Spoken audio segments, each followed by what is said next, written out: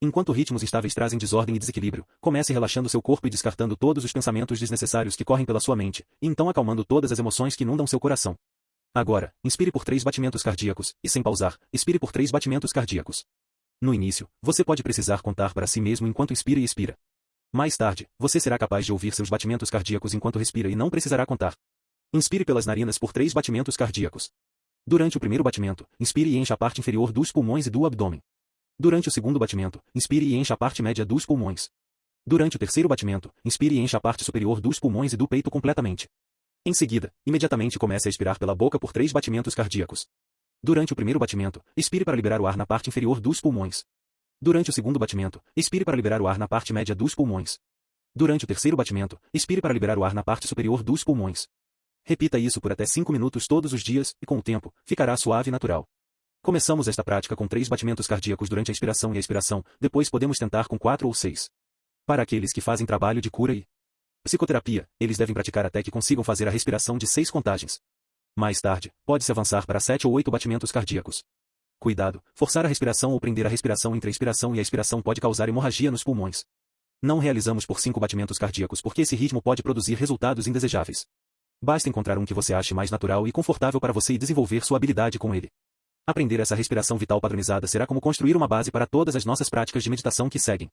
Um dia na vida de Daskalos.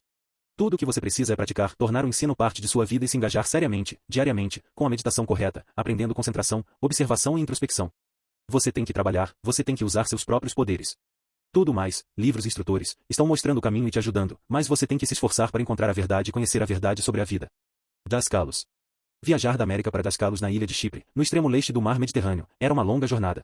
Após a típica passagem de 24 horas e o desembarque na costa de Chipre em Larnaca, seguiríamos imediatamente para onde Daskalos vivia na capital Nicósia, no centro da ilha. Ao se aproximar da cidade, é impossível não notar uma enorme bandeira turca à distância que havia sido esculpida em uma cadeia de montanhas na metade ocupada pelos turcos da ilha. É a maior bandeira do mundo, segundo o Guinness Book of World Records. É um doloroso lembrete da invasão que expulsou 40% da população grega do norte da ilha para o sul. Cerca de 200 mil gregos perderam suas casas, negócios, 10 vezes, membros da família enquanto fugiam para o lado sul da ilha. Em outra escultura em uma cadeia de montanhas, em grandes letras gregas, os turcos colocaram as palavras: da última vez que você correu, da próxima vez você vai nadar. Era um aviso constante do desejo dos turcos de expulsar completamente os gregos da ilha. Naqueles dias, alguns de nós, estudantes de língua inglesa, costumavam ficar em um hotel cipriota antigo chamado Averoft Hotel. Como mencionado anteriormente, a ONU criou uma zona neutra entre o lado turco e o lado grego, dividindo a capital Nicósia. Essa divisão era bem protegida por soldados turcos armados vigiando seu lado da divisão, e então havia cerca de 200 pés de zona neutra vigiada pelos soldados da ONU. Em seguida, havia soldados gregos armados protegendo seu lado da divisão. O Averoft Hotel ficava a poucos quarteirões dessa divisão problemática. O interior do hotel era feito inteiramente de madeira artesanal, paredes, tetos, varandas, persianas e móveis de tábua de madeira eram todos feitos do mesmo tipo de madeira.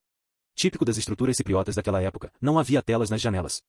Devido ao calor alto, as persianas precisavam ser mantidas abertas para deixar entrar o ar da noite, o que também deixava entrar bandos de mosquitos muito agressivos ou mozis, como os alunos britânicos os chamam. Após uma noite tranquila de sono, no calor de 100 graus com bandos de mosquitos comando sugando seu sangue como pequenos vampiros, nós nos levantaríamos, comeríamos um café da manhã cortês de queijo duro e torradas brancas ainda mais duras e seguiríamos direto para a casa de Daskalos. A casa de Daskalos ficava em Strovolos, um subúrbio de Nicósia. Era uma casa muito modesta, originalmente construída de pedra, mas agora coberta de estuque azul verde pastel com um telhado de telhas de barro em um bairro densamente construído de construções semelhantes. Uma cerca de ferro pintada em uma cor azul marinho a poucos metros da frente de sua casa abria para levar a uma pequena varanda de terraço com longas jardineiras contendo muitas plantas. Persianas de madeira também pintadas de azul marinho cobriam as janelas para bloquear o implacável sol cipriota.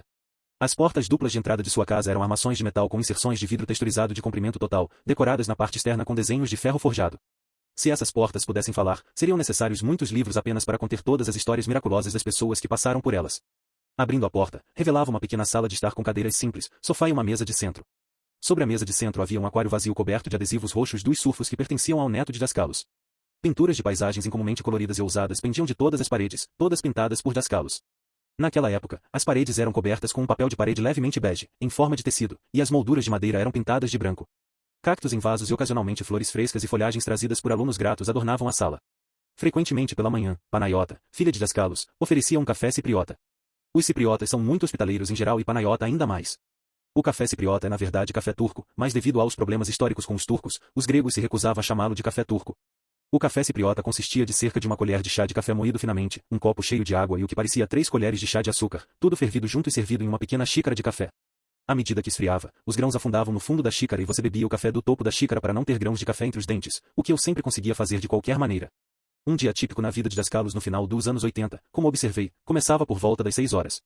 Ele levantava, comia e então os cipriotas locais começavam a chegar por volta das 7h30, procurando orientação e cura. Por volta das 9h30, os ocidentais em busca de ajuda de Das Carlos começavam a entrar em fila. Eles vinham e se sentavam na humilde sala de estar de Das Carlos, esperando sua vez de vê-lo privadamente.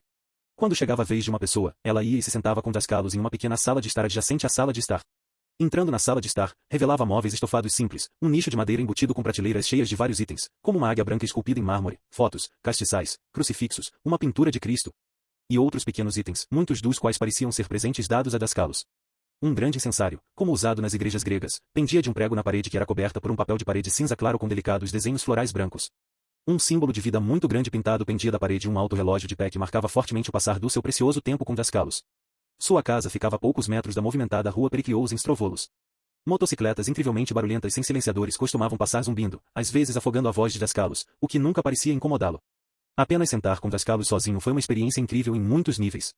Uma coisa que ficou imediatamente aparente foi o grau de cuidado e atenção que ele dava a cada um de nós. Sua escuta profunda e respostas igualmente profundas às suas perguntas trouxeram conforto e insights. Ele até mesmo lidou com perguntas de curiosidade menos importantes com graça e sinceridade. Ele nem sempre esperava ouvir você falar suas perguntas antes de respondê-las. Ele podia ouvir seus pensamentos perfeitamente claros e costumava falar com seus pensamentos e perguntas silenciosos. A natureza humana tranquila de Das Carlos refletia sua natureza divina luminosa com brilhante simplicidade. Sua atenção total, olhar profundo, movimento intencional, palavras profundas e até mesmo o toque gentil de suas mãos enormes revelavam o poder de alguém totalmente estabelecido no eu. Em um nível, sua aparência era de um cipriota idoso comum. No entanto, quando ele ensinava ou curava, o poder de algo muito maior era revelado. O que você via quando estava com Das Carlos era visto parcialmente através do seu próprio filtro de ideias pré-estabelecidas e parcialmente devido ao que ele permitia que você visse. Em raras ocasiões, ele poderia baixar ligeiramente o véu do cipriota idoso. O que estava diante de você então era um ser com uma força e um brilho impossíveis de descrever. Um dia, levei uma foto bem conhecida, mas controversa, para ele ler sobre ela. A imagem na foto começava com uma impressão do sudário de Turim. O suposto sudário de Turim afirma ser o tecido com que cobriram Cristo após sua crucificação e supostamente carrega a imagem do Cristo crucificado. Em 1985, uma mulher australiana tinha uma impressão do sudário de Turim e a levou para Sai Baba, o famoso Swami Hindu na Índia. A mulher pegou a impressão do rosto no sudário e entregou a Sai Baba para uma bênção. Sai Baba pegou a impressão em sua mão e produziu dela uma folha de papel fotográfico brilhante que estava em branco. Sai Baba é bem conhecido por suas materializações e eu mesmo testemunhei algumas. Então, quando Sai Baba passou sua palma aberta sobre o papel brilhante, uma imagem colorida do rosto de Jesus apareceu nele. A imagem resultante era um rosto mais claramente definido, um tanto semelhante ao rosto no sudário, com qualidades mais realistas. Sai Baba anunciou que assim era realmente a aparência de Jesus. Eu tinha uma cópia dessa fotografia e agora tinha uma oportunidade extraordinária de pedir verificação a Das Carlos que, como uma alma espiritual, estava encarnado com Cristo na Palestina bíblica. Das Carlos conhecia o rosto real de Cristo e podia se lembrar dele tão facilmente quanto podemos lembrar o rosto de nosso ente querido mais querido. Levei essa fotografia controversa para Das Carlos e perguntei se ele sabia sobre o sudário de Turim. Das Carlos respondeu, claro que sim, foi criado por uma freira. O registro documentado mais antigo do aparecimento do sudário ocorreu em 1350 DC. Curiosamente, na época em que entreguei a foto a Das Carlos, 3 laboratórios estavam fazendo testes de datação de carbono independentes no sudário de linho. Mais tarde, eles anunciaram a partir de seus testes que o sudário foi feito entre 1260 e 1390 DC, colaborando ainda mais que não era possível que o sudário de Turim existisse na época de Cristo. Então perguntei a Das Carlos se essa imagem na materialização de Sai Baba era o rosto real de Jesus. Ele olhou para a imagem por um tempo, que mostrava Cristo. Com cabelos mais claros que o típico, olhos castanhos escuros e uma barba. Das Carlos anunciou que o rosto era semelhante. Então, ele começou a descrever o rosto de Cristo a partir de suas próprias experiências. Quando ele falou, seu amor por Cristo era claramente evidente. Das Carlos descreveu os olhos de Cristo como verdes suaves e não castanhos como mostrado nesta impressão. Ele falou sobre como Cristo gostava da vida e sempre tinha um doce sorriso no rosto, e não sombrio como foi historicamente retratado. Ele me disse, o cabelo de Cristo não era claro, como mostrado na imagem de Sai Baba. A cor do cabelo de Cristo era como a sua, ele disse suavemente alcançou e puxou uma mecha do meu cabelo castanho. Depois de ajudar quantas pessoas pôde pela manhã, às 10h30 Das Carlos saía de casa e caminhava algumas quadras pela rua para dar aula pública na SOA, com um grupo de alunos sorridentes seguindo alegremente atrás dele. Os moradores locais em sua vizinhança às vezes sorriam para ele e davam a tradicional saudação matinal grega de Calimera. Das Carlos tinha alguma sensibilidade com os olhos, então costumava usar óculos escuros no estilo aviador enquanto caminhava para a SOA. No inverno, ele colocava um longo casaco de lã preto sobre os ombros durante essa caminhada e, com os óculos escuros e sua altura, ele tinha uma aparência muito imponente. Das Carlos dava aulas diárias na SOA, que era um pequeno prédio autônomo de estuque. Do lado de fora da SOA, os alunos se reuniam em uma pequena área agradável do jardim. Típico da tradição cipriota, o quintal tinha árvores de limão e laranja com videiras de uva penduradas em uma treliça. Das Carlos amava flores e cactos e também havia estes no jardim. Naquela época, talvez 20 a 40 pessoas, jovens e idosas, vinham para a aula do dia.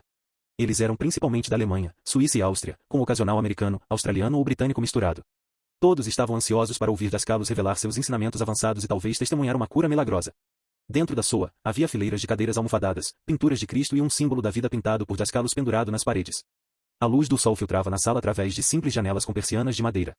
Pendurada na parede frontal havia uma cortina dourada. Atrás dela, havia uma simples cruz de madeira, uma pintura de Cristo e outros itens usados em suas reuniões do círculo íntimo. Uma vez dentro, muitos tiraram seus próprios gravadoras e as colocaram em uma pequena mesa ao lado de onde Dascalos iria se sentar. Sua cadeira era exatamente igual às outras da sala. Ele não se sentava em um palco, mas no mesmo nível que todos nós. Não havia decoração especial ou flores ou comportamento guru-discípulo. Dascalos não exigia tratamento especial ou armadilhas. Era apenas Dascalos, seu público e os altos ensinamentos que passavam por ele como um torrente de verdade. Quando Dascalos entrava pela porta, um poderoso silêncio caía sobre a sala, os gravadores eram todos ligados e todos ficavam de pé para a oração de abertura. Dascalos olhava para sua audiência, inundando a sala com sua vibração. Ele era forte, alto e a energia de sua presença lhe dava uma aparência maior que a vida. Sua atenção ao momento trouxe foco para todos nós. Concentrando-se profundamente, com as pontas dos dedos tocando com as palmas separadas, Dascalos fechou os olhos, respirou fundo e falou a oração de abertura. A primeira parte da oração de abertura era a tradicional oração do Senhor. Pai nosso que estais nos céus. Santificado seja o teu nome. Venha o teu reino. Seja feita a tua vontade. Na terra como no céu. Dão-nos hoje o nosso pão diário. E perdoa-nos as nossas dívidas. Assim como também perdoamos aos nossos devedores. E conduza-nos enquanto estivermos em tentação. Mas livre-nos do mal. A segunda parte de sua oração de abertura foi: Ser Supremo Infinito, Deus. Vida eterna, amor e misericórdia. Manifestando-se em si mesmo como sua sabedoria total e seu todo-poderoso. Ilumine nossas mentes para entender que tu és a verdade. Limpe nossos corações para refletir seu amor por ti e por todos os outros seres humanos. Amém. Após a oração, Dascalos sentou-se imediatamente e começou sem hesitação, expressando um fluxo de consciência ininterrupto de 90 minutos em palavras. Suas palavras fluíam dele como um poderoso rio. Ele escolhia suas palavras muito propositalmente, combinando-as de maneiras únicas para expressar os conceitos elevados de seus ensinamentos, todos entregues em inglês com um forte sotaque cipriota. Era como um rafting branco espiritual. As correntes profundas e poderosas de seus pensamentos carregavam a palestra, mas cabia à sua audiência acompanhar o fluxo e captar seu significado. Isso exigia a concentração constante. Dascalos muitas vezes dava as aulas públicas começando primeiro com uma descrição expansiva da realidade absoluta. Mais adiante nas aulas, ele estreitaria o foco em informações práticas e finamente ajustadas sobre nossa vida na Terra, ocasionalmente temperadas com histórias pessoais hilárias de sua própria vida. Dascalos, como Sócrates antes dele, usava uma técnica em suas aulas de perguntar e depois responder às suas próprias perguntas. Ele fazia isso para chamar sua atenção para partes muito importantes do ensino e para fazê-lo iniciar sua própria linha de raciocínio que o levaria a uma compreensão mais completa das ideias avançadas apresentadas. De vez em quando, Dascalos mergulhava fundo em um dos muitos ramos dos ensinamentos, indo cada vez mais fundo. Quando ele sentia que havia ido longe demais e estava perdendo sua audiência, ele parava e dizia: Tenho medo de ter levado vocês para águas muito, muito profundas agora e nem todos vocês são nadadores experientes. Devemos chegar a águas mais rasas, a um trabalho mais prático para alcançar esse nível de conhecimento. Nadar em águas profundas era uma metáfora excelente, realmente era como se ele estivesse dando aulas sobre como nadar no oceano multidimensional da existência. Para mim, encontrar Dascalos foi como nadar em um vasto oceano e depois, de repente e silenciosamente, ter uma grande baleia subindo bem ao seu lado. A enormidade desse gigante espiritual o eclipsava completamente como personalidade. As poderosas correntes de seus movimentos massivos o arrastavam junto com ele enquanto ele mergulhava fundo em seus profundos ensinamentos. Meu primeiro encontro com ele foi em 1989 e foi um momento fortuito para ter conhecido Dascalos. Ele havia mantido propositalmente um perfil baixo, preferindo permanecer anônimo, mas isso estava prestes a mudar.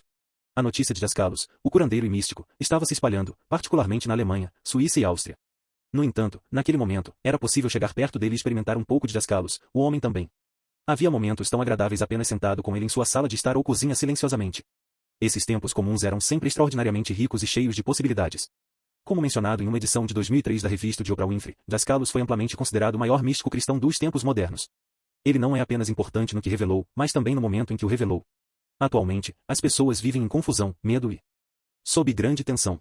A sobrevalorização do lado material da vida enquanto subestima os valores espirituais e humanos básicos produziu grandes desequilíbrios individual e globalmente. Como outros mestres iluminados fizeram ao longo das eras, Dascalos veio para lembrar a esta geração da verdade e guiá-la de volta ao eu real e sua fonte. Dascalos explicou que os ensinamentos dos pesquisadores da verdade apareceram ao longo dos séculos, mas apenas em partes fragmentadas.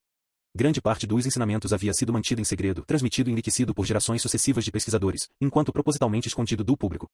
No entanto, como Dascalos declarou, os tempos mudaram e agora é permitido revelar muito mais. Dascalos e sua mensagem são especialmente importantes e bem adequados às preocupações diárias e aspirações espirituais daqueles que vivem na cultura moderna. Dascalos viveu e trabalhou dentro da estrutura da sociedade. Ele tinha um emprego, criou uma família, pagou contas e enfrentou todos os mesmos desafios mundanos que a maioria de nós enfrenta. Hoje, não é possível para a maioria das pessoas adotar uma vida monástica isolada ou uma vida ascética de um yogi para se desenvolver espiritualmente. Os ensinamentos religiosos tradicionais dentro da sociedade muitas vezes estagnaram na areia seca dos rituais. Eles perderam a conexão vital com a realidade espiritual por trás de seus ensinamentos, portanto, não estão satisfazendo a sede espiritual da humanidade. Muitos grupos alternativos surgiram para atender a essa crescente necessidade espiritual, apenas para cair na armadilha da recompensa financeira.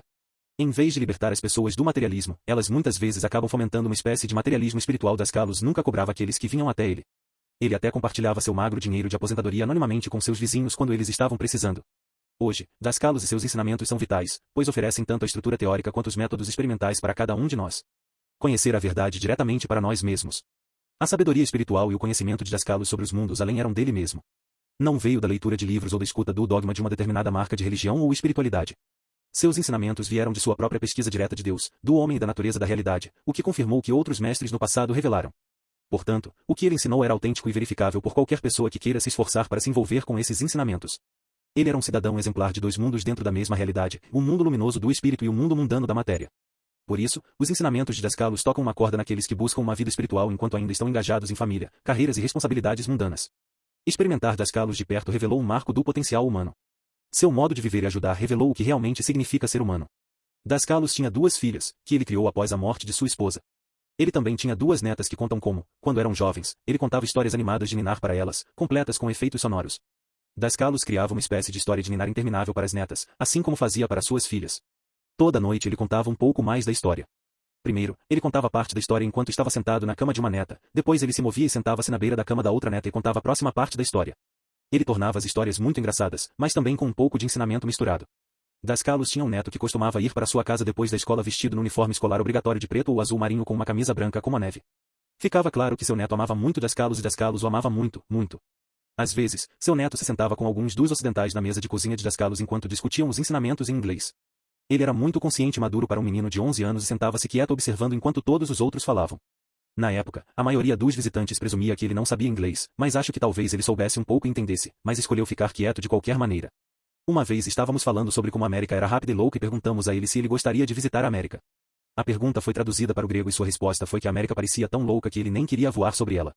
Às vezes, depois da escola, uma das jovens netas de Das Kalos gostava de ir à SOA para ver seu avô depois que ele dava suas aulas do círculo íntimo da tarde. Ela entrava na SOA e visitava Das Kalos e os outros membros do círculo íntimo que usavam suas túnicas brancas para essas aulas avançadas. Para que a neta não se sentisse excluída, Das Kalos mandou fazer uma pequena túnica branca para ela vestir quando viesse visitá-los. Este era o tipo de cuidado amoroso gentil que Das Kalos dava, e não apenas para sua família, mas também para todos. Todos que vinham até ele eram tratados com respeito e bondade amorosa, que é o sinal de um verdadeiro mestre. Após a aula diária da SOA que terminava ao meio-dia, Das Kalos caminhava de volta pela rua até sua casa para almoçar. A rua era forrada com coloridos arbustos floridos, com a ocasional palmeira e árvores italianas muito altas e muito estreitas que Das Kalos costumava pintar em suas pinturas de paisagem. O aroma de spanakopita recém-assada acompanhava o passeio da padaria do outro lado da rua de sua casa. Enquanto caminhava, os alunos seguiam alegremente perguntando a ele e conversando suavemente entre si sobre a aula do dia. Após a aula da SOA, muitos dos alunos foram para um pequeno restaurante grego caseiro ao lado da casa de Das Kalos para almoçar. Após o almoço, Das Kalos continuou atendendo alunos privadamente para curas e orientação pessoal. Muitos sentiam que o tempo que passaram com Das Kalos era um dos momentos mais profundos de suas vidas. Eu certamente sentia. Muitas vezes, ele entregava suas mensagens úteis na forma de uma pergunta composta de algumas palavras bem escolhidas. Suas palavras foram projetadas para fazê-lo pensar da maneira correta e chegar à verdade por si mesmo. Era fácil ver que Das Kalos realmente amava seus alunos e a maioria de seus alunos realmente o amava. No entanto, todo mestre que tenta revelar a verdade neste nível tem seu Judas, porque a traição por aqueles que você ama é uma experiência necessária em algum momento no caminho espiritual. A própria aprovação de Das Kalos a esse respeito seria revelada nos próximos 2 anos. Essa prova espiritual foi chamada de iniciação da Terra e é certamente uma das iniciações mais difíceis de todas. Pode colocar a personalidade na chamada noite negra da alma. Claro que a alma nunca está na escuridão, mas é como se a luz da alma fosse eclipsada da percepção da personalidade por um período de tempo e, como personalidade, você se sinta sozinho na escuridão. Essa experiência é algo parecido com quando um sol passa na frente de uma nuvem e eclipsa a luz do sol. A nuvem não afetou o sol nem um pouco, apenas bloqueia a luz do sol da Terra até que a nuvem escura passe e você possa ver o sol novamente. Todos os dias, Das Kalos recebia cartas de todo o mundo com pedidos de cura à distância. As cartas continham fotografias da pessoa que precisava de cura ou orientação e suas incríveis habilidades psicométricas podiam coordenar com a pessoa na foto, sabendo tudo sobre ela. Um de seus trabalhos contínuos era responder às cartas e enviar energias curativas àqueles que pediam ajuda. Das Kalos segurava a fotografia em sua mão, sintonizava-se com as vibrações dessa pessoa, fazia o diagnóstico e enviava ao sofredor a energia curativa apropriada. Das Kalos era muito habilidoso em ler vibrações de fotos, ele podia descobrir uma quantidade incrível de informações sobre a saúde física, emocional, mental e espiritual de uma pessoa. Ele era tão habilidoso nisso que podia dizer instantaneamente se a pessoa na foto estava viva ou havia falecido. Ele muitas vezes detectava coisas que seus médicos haviam perdido ou diagnosticado erroneamente. Ele também recomendaria tratamentos específicos não tradicionais que produzissem curas duradouras sem questionamentos. Às vezes, ele recomendaria tratamentos médicos convencionais, pois nem sempre era contrário à medicina moderna, mas sempre enviava energias curativas necessárias ao paciente. Sua capacidade de sentir e identificar a verdadeira causa do sofrimento de um paciente lhe dava uma vantagem distinta na prescrição de remédios. Eu vinha experimentar sua incrível sensibilidade às vibrações em primeira mão em muitas ocasiões. As pessoas buscavam a proteção contínua de Daskalos em suas vidas e eu não era diferente. Para atender a essa necessidade nas pessoas, ele criou talismãs. Para um tipo de talismã, Daskalos colocava poderosas energias protetoras em uma pequena estrela de 6 pontas de prata ou ouro. Muito antes dos judeus chamarem a estrela de 6 pontas de estrela de Davi e usá-la como símbolo do selo de Salomão, ela era usada pelos altos hierofantes no Antigo Egito e chamada de Sbassas. A versão de Daskalos da estrela de 6 pontas também tinha uma cruz no meio. Para os pesquisadores da verdade, seu simbolismo é imenso. Em suma, o triângulo apontando para cima da estrela de 6 pontas representa o espírito. O triângulo apontando para baixo representa a matéria. Assim, a união dos dois triângulos representa o equilíbrio perfeito de espírito e matéria. Essa estrela de 6 pontas simboliza o ser humano que desenvolveu esses dois princípios dentro de si. A cruz no centro da estrela não representava a crucificação. Representava o equilíbrio dos 4 elementos primordiais, terra, fogo, água e éter. Eu também havia conseguido um desses talismãs. Vários dias depois, viajei para o Cairo, Egito, onde comprei um pequeno pingente do olho onisciente egípcio. Era uma imagem associada à Ordem Arcanjo dos Querubins. Da próxima vez que vi Daskalos, perguntei se ele poderia abençoar a imagem e ele concordou. Tirei o pingente de uma pequena bolsa que continha outros itens de joalheria e entreguei a ele. Ao tocá-lo, ele respondeu instantaneamente que já o havia abençoado e começou a devolvê-lo. Expliquei que era impossível, pois eu o comprei no Cairo e acabei de voltar para Chipre com ele. Ele pegou de volta, colocou nas palmas de suas mãos e respirou fundo lentamente. Com total concentração, ele abençoou e devolveu para mim. Então ele acrescentou em um tom mais confiante, e eu já havia abençoado, tinha minhas vibrações nele. Não querendo discutir o ponto, não disse nada e comecei a colocar o pingente de volta quando vi o talismã da estrela de 6 pontas, que ele havia abençoado, na mesma bolsa. Então, o pingente entrou em contato direto com o talismã da estrela de 6 pontas e foi carregado com sua energia. Ele era tão sensível que conseguia sentir suas próprias vibrações no pingente que só havia estado em contato com o talismã por um curto período de tempo. Eu apontei isso e ele confirmou que foi assim que ele veio a ter suas vibrações nele. Após uma tarde de trabalho, às vezes Daskalos dava uma aula do círculo íntimo em grego na SOI ou ia para outra cidade e dava uma aula em um dos muitos círculos independentes em Chipre. Ele voltava e jantava e começava a atender pessoas novamente, o que durava até às vezes depois das 10h30, então trabalhava nos manuscritos de seus livros. Eu o havia visto escrevendo até meia-noite antes. Quando encontrava tempo, ele pintava paisagens incomuns e as imbuía com energias benéficas para as pessoas. Ele tinha 76 anos naquela época e começava seu dia por volta das 6 horas, depois curava, ensinava e aconselhava até a meia-noite. Por sua própria admissão, ele atendia cerca de 80 pessoas por dia e a maioria delas era curada de aflições e ajudada. Um dia que eu estava lá, ele curou 5 pernas atrofiadas em um único dia. Daskalos inundava a cada pessoa que via privadamente toda a sua audiência durante as aulas em círculo com grandes quantidades de energia etérica. Você consegue imaginar quanta energia era necessária para fazer todo esse trabalho todos os dias? Como isso foi possível? Claro que ele só podia fazer isso porque sabia como permanecer conectado à fonte da energia etérica, então ele não estava apenas usando seu próprio suprimento pessoal de energia. Caso contrário, não seria possível fazer o que ele fez. Daskalos normalmente dedicava um dia por semana como dia de cura. Claro, todos os dias eram dias de cura com Daskalos. No entanto, neste dia, em vez de uma aula regular na SOA, ele dava uma aula curta e depois dedicava sua atenção a ajudar aqueles que haviam vindo em busca de cura de um tipo ou outro. Durante as sessões de cura, todos nos reuníamos na SOA e, um a um, aqueles que buscavam cura se aproximavam dele. Havia uma expectativa silenciosa na sala enquanto Daskalos começava seu trabalho. Quando uma pessoa se aproximava dele, ela explicava um pouco de seu problema e então Daskalos começava imediatamente a trabalhar nela. Eu às vezes me posicionava imediatamente do lado esquerdo de Daskalos, ligeiramente atrás dele, para que eu pudesse ter uma boa visão de seu trabalho sem atrapalhar. Claro, a maior parte do que acontecia não era visível aos olhos materiais. No entanto, o que era visível era realmente incrível. Muitas pessoas vieram para a frente nessas sessões. Um dia houve uma cura de uma mulher alemã. Essa senhora estava com muletas com uma perna distorcida e mais curta que a outra perna. 2 amigos a ajudaram enquanto ela movia seu corpo danificado com dificuldade para Daskalos. Ela não falava inglês. Não parecia importar, porém, pois Daskalos imediatamente foi trabalhar. Ele primeiro pegou uma longa régua plana de madeira e mediu sua melhor perna. Então ele mediu sua perna distorcida mais curta. Aqueles. Sentado perto dele, era possível ver na régua a diferença de cerca de 2 polegadas entre as 2 pernas. Daskalos pediu a seus amigos que ajudassem a apoiá-lo enquanto ele levantava sua perna danificada e começava a acariciá-la com um propósito concentrado. Ele esfregou a perna com as mãos por um curto período de tempo e depois começou a puxá-la. Ele puxou e acariciou e puxou novamente por alguns minutos e depois remediu a perna. Durante tudo isso, a senhora tinha uma expressão ligeiramente confusa. Daskalos largou a régua e novamente acariciou e puxou sua perna por mais alguns minutos. Está aí, anunciou com segurança e abaixou a perna recém-restaurada no chão. Uma onda de euforia que parecia bolhas quentes e efervescentes me varreu, pois agora eu vi ambas as pernas iguais e inteiras. Mais uma vez, Dascalos mediu suas pernas com a régua, verificando empiricamente para nós que suas pernas agora tinham o mesmo comprimento. Seus amigos e os que estavam sentados perto começaram a conversar animadamente enquanto eu olhava para seu rosto. Eu esperava ver alívio, alegria ou até mesmo gratidão. Em vez disso, seu rosto revelou perplexidade, pois sua mente parecia lutar para entender a cura que acabará de experimentar. Ela saiu da sua inteira, mas parecia mais confusa do que quando se aproximou. Sua personalidade simplesmente não conseguia compreender imediatamente a transformação miraculosa que acabará de ocorrer em seu corpo. Com a cura pela fé, ouvimos que um certo grau de crença e fé é um componente necessário para que uma cura ocorra. Isso é verdade para a cura pela fé. No entanto, Dascalos não era um curandeiro pela fé e, neste caso particular, a personalidade da senhora exibia mais descrença do que fé. No entanto, a cura ocorreu perfeitamente. Mais tarde, ele explicou como facilitou a cura, dizendo, você não pode apenas alongar apenas a perna, os tendões, ossos e veias também tinham que ser alongados, dando-lhes calor e vida. Dascalos disse primeiro que criaria um elemental forte, um pensamento de, visualizando a perna inteira e saudável. Ele então visualizou os ossos, artérias, veias e ligamentos exatamente como deveriam ser, perfeitos. Ele então transferiria grandes quantidades de energia etérica para o elemental fazer seu trabalho. A visualização tem que ser muito forte e não conter incerteza. Então, o elemental de cura obterá essa forma perfeita e, se o Espírito Santo permitir, a perna será restaurada. Para muitos que observaram uma cura com evidências visíveis óbvias, nenhuma prova adicional era necessária. Havia outros, porém, que se tornaram mais científicos sobre a prova das curas de Dascalos. Eles haviam seguido as evidências antes e depois dos raios-x médicos. Raios-x tirados algumas semanas antes da intervenção de Dascalos mostrariam espinhas danificadas e ossos deslocados. Após uma sessão de cura, novos raios-x revelavam condições saudáveis normais, como se nunca houvesse nenhum problema. Assim que Dascalos terminava de trabalhar com uma pessoa, sem pausa, ele estava pronto para receber a próxima. Uma após a outra, eles vinham, enquanto ele trabalhava continuamente em tudo que precisava dele.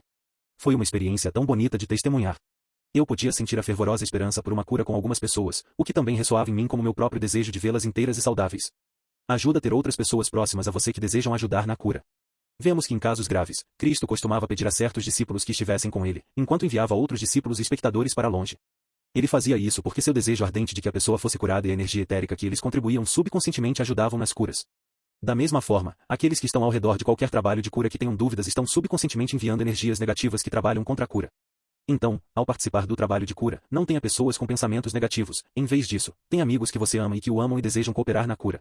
Quando não havia mais ninguém a ser tratado, Dascalos voltava para sua casa para almoçar. Dascalos sempre declarava que não era ele quem fazia cura e que nenhuma pessoa jamais curou outra pessoa. Foi a expressão de Deus como Espírito Santo que fez a cura real. Mesmo quando Cristo realizava curas miraculosas, ele nunca reclamava o crédito e dizia que era Deus Pai que fazia o trabalho.